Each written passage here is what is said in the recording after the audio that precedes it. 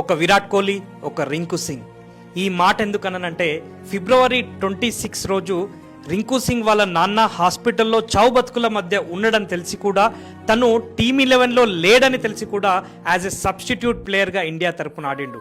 ఫిబ్రవరి 27 రోజు రింకు సింగ్ వాళ్ళ నాన్న చనిపోవడంతో రింకు సింగ్ ఇమీడియట్గా యూపీకి బయలుదేరిండు.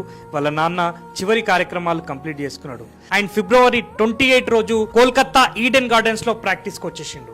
మార్చ్ 1 రోజు వెస్టిండీస్ తోని మ్యాచ్ ఉంది ఈడెన్ గార్డెన్స్ కోల్కతాలోనే. ఆల్మోస్ట్ రింకు సింగ్ కి అది హోమ్ గ్రౌండ్ అన్నట్టు, ఎందుకంటే కోల్కతా తరపున ఐపీఎల్లో మ్యాచెస్ చాలా ఆడతాడు కాబట్టి. నేను ఒకటే కోరుకుంటున్నా ఆ దేవుణ్ణి, రింకు సింగ్ కి మార్చ్ 1 రోజు ఒక్క అవకాశం రావాలి, తను ఒక అద్భుతమైన ఇన్నింగ్స్ ఆడాలి, ఒక్కసారి పైకి చూసి వాళ్ళ నాన్నకు ఆ ఇన్నింగ్స్ ని అంకితం ఇవ్వాలి. జై హింద్.